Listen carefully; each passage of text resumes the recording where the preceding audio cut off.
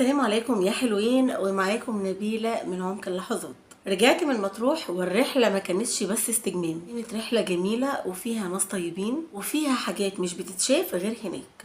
النهاردة بقى حبيت أشارككم بجزء صغير كده من الرحلة في البحر ولا الرمل، لكن كنوز صغيرة جبتها معايا من هناك، من عند فيرجينيا. طبعا في السوق هناك جبت شوية حاجات، تعالوا نشوفهم مع بعض. اول حاجه ودي اللي حبيتها قوي قوي قوي وجبتها من هناك، هو زيت الزيتون اللي هو البكر ده. حاجه كده تبارك الرحمن، عظمه عظمه. ده كده كان في فيرجينيا انضف نوع زيت زيتون بكر، يعني حاجه كده من الاخر. وطبعا انا بعد ما اخلص معاكم هنزل لكم الفيديو وانا بشتري، وهتشوفوا الفرق بين الزيت الفاتح والزيت الغامق، والزيت الفاتح بيستخدم لايه والبارد بيستخدم لايه. اهو ده كده كان عليه عرض، الاتنين عليهم عرض كبير، يعني عرض كبير، ازاز كبيره جدا تبارك الرحمن اهو. وكان عليهم العرض ده ربع كيلو، كل ازازتين من النوع ده، عشان النوع ده انضف نوع هناك. زيت بكر، زيت زيتون كان انضف نوع هناك، وكل اتنين كان عليهم العرض ده اللي هو الربع اهي. عايزه اقول لكم كمان حاجه، انا على فكره جايبه السنه اللي فاتت، بس يمكن ما كنتش صورت لان طبعا انا كنت غايبه على اليوتيوب زي ما قلت لكم. كنت جايبه من سوق ليبيا، لو طبعا اكيد انتوا عارفين، صورت لكم كذا مره فيه. طبعا الفيديوهات دي كلها انا حذفتها، حزينه جدا بس ما علينا. كنت مصوره معاكم طبعا لما كنت بروح سوق ليبيا، بس طبعا فيرجينيا انضف بكتير بكتير بكتير بكتير بصراحه.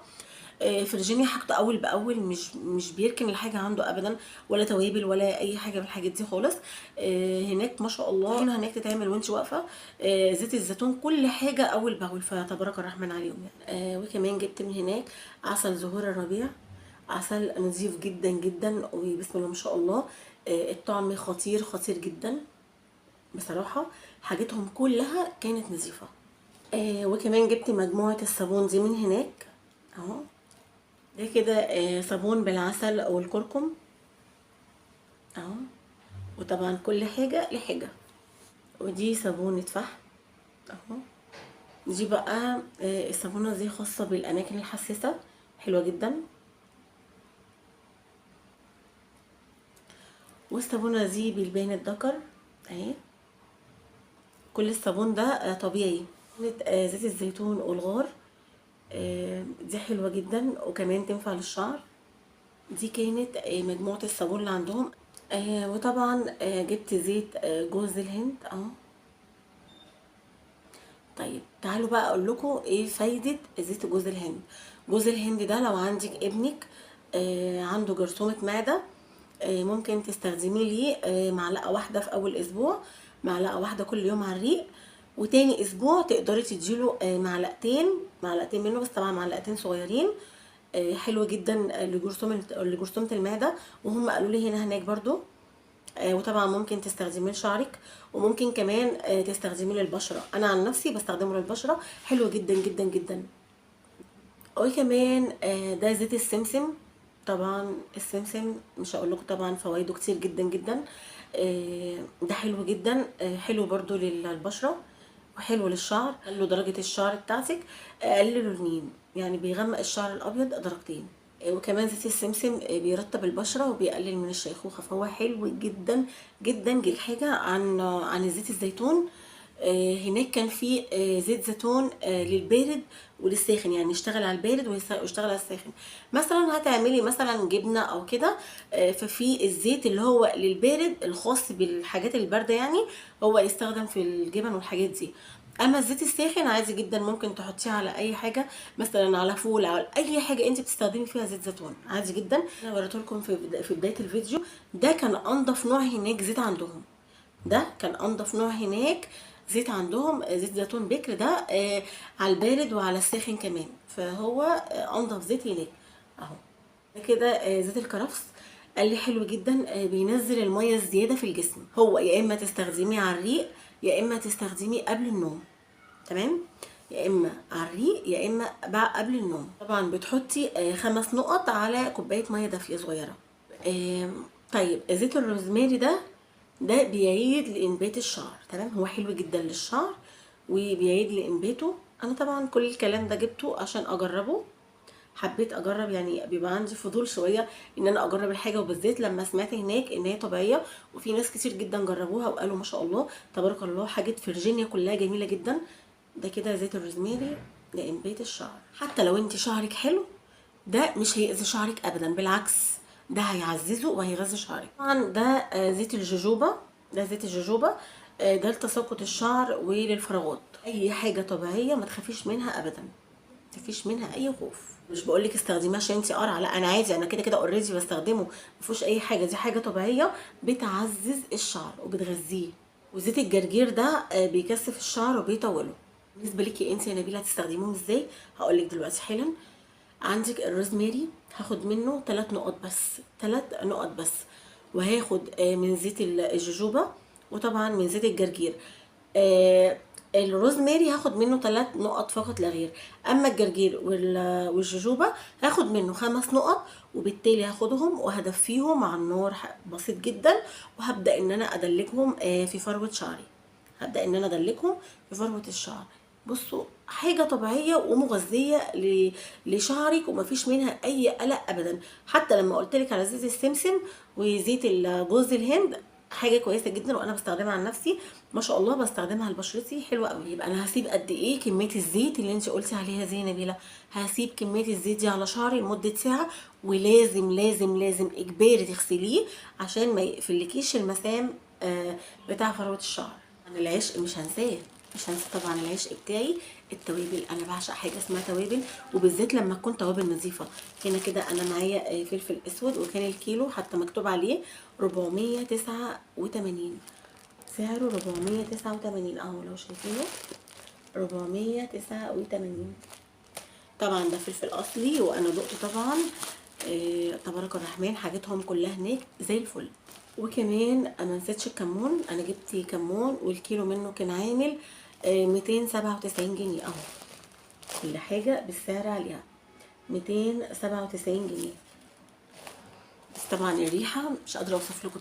طبعا جبت من هناك بابريكا اهو، البابريكا بتاعتهم برضو تبارك الله حلوه جدا. انا طبعا جايبه من السنه اللي فاتت جايبه توابل، فعندي كميه لسه من التوابل لسه متواجده عندي، لان انا تبارك الرحمن السنه اللي فاتت كنت جايبه كميه كبيره. لكن بما اني اول مره اجرب فيرجينيا فقررت ان انا اجرب واجيب منها، ولازم لازم لازم انول شرف التجربه لازم. وكمان جبت منهم توم باودر اهو، يخربي على الريحه، يخربي ريحه فظيعه فظيعه فظيعه، لكم ان تتخيلوا. انا عملت بيهم اكل مش قادره اوصف لكم، يعني ما شاء الله تبارك الرحمن. وطبعا جبت بصل باودر.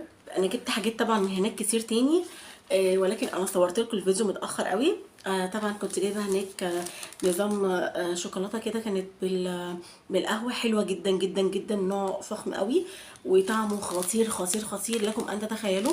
انا كنت جايبه منه علبه كبيره تبارك الرحمن، ما عادتش اصلا، احنا سلينا اصلا واحنا جايين من مطروح عليها اساسا. وكمان كنا جايبين بلح بالسمسم هناك. طبعا انا معايا الرصيد اهو، معايا الرصيد او الشيك اهو، كل ده شايفين انا مش جبت بس الحاجات اللي انا وريتها لكم، لا، لكم ان تتخيلوا انا جبت حاجات قد ايه. بصوا بصوا بصوا بصوا بصوا, بصوا, بصوا. حاجات كتيره جدا جدا جدا، مش هفترى والله يا جماعه، بس حاجه جميله جدا فعلا. البلح اللي هو بالسمسم ده كان طعمه تحفه بصراحه، ما كانش غالي على فكره خالص، كان الكيلو ب 80 جنيه، لكم ان تتخيلوا الكيلو كانوا ب 80 جنيه، وكان طعمه خطير. طب خلوني اقولها لكم في الفيديو، انا هنزل لكم دلوقتي الحاجه، وهوريكم كمان الفرجينيا، يعني انا كمان اوريدي صورت هناك، فانا هوريكم فرجينيا، وان شاء الله باذن الله هقول لكم الاسعار، وانا بفرجكم طبعا على المكان هناك. استنوا، ده انا كمان كنت هنسى. وكمان جبت الليمون المجفف اهو، بصوا حاجتهم فله فل الفل بصراحه. وكمان جبت حبهان، طبعا حبهان ده بقى عامل زي جرام الذهب. انا جايبه طبعا السنه اللي فاتت كنت جايبه من هناك ربع كيلو، هو غالي جدا على فكره، جدا غالي جدا، فانا السنه اللي فاتت كنت جايبه ربع كيلو، فانا استكفيت بدول، لان كمان انا كنت جايبه في العيد الكبير كنت جايبه كميه من الحبهان، وطبعا استكفيت بدول، فانا لو في حاجه عجبتني تاني فانا كده كده اوريدي هجيبها. كمان جبت كركم جبت كمان قرفه، عملت القرفه جبتها برضو من هناك. وطبعا دي كانت جوله سريعه جدا في شنطه مطروح. لو عجبكم الفيديو واستفدتوا منه شاركوا مع اصحابكم. اشوفكم على خير والى اللقاء. منك واحد دول؟ لا.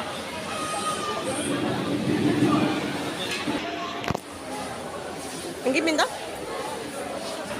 دي اللي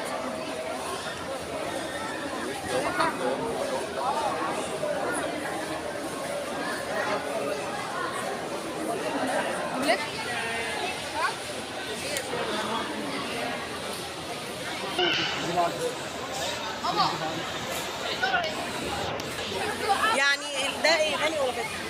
ده الفاتح، ده اللي بيشتغل على النار.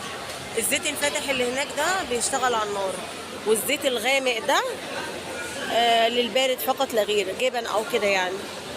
هو الفاتح صح؟ ده اللي بيشتغل على النار؟ يعني ده يمشي على البارد والساخن. ده النوع ده انضف نوع ده، على البارد والساخن.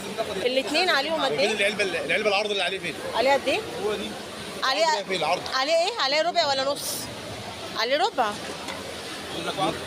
ده انضف زيت، ده انضف زيت، وعليه عرض برضه 2.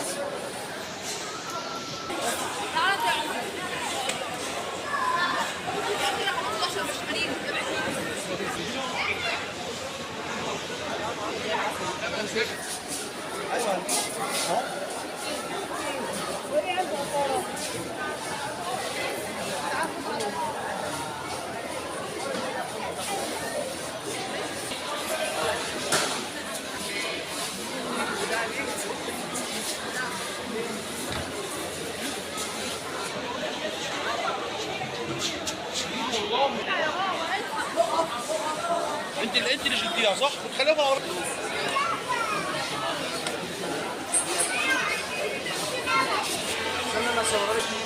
عايزه اخد هو مش بيقول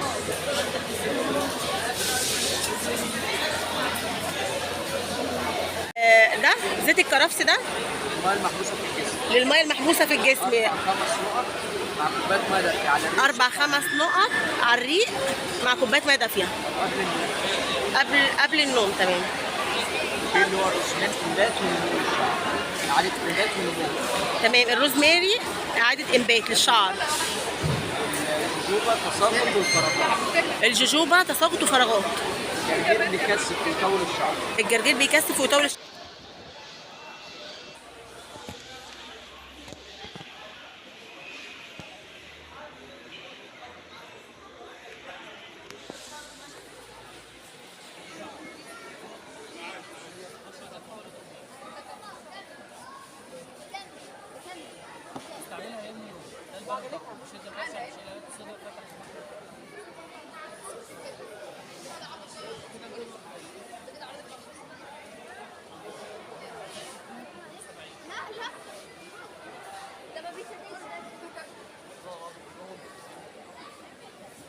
جاب 60.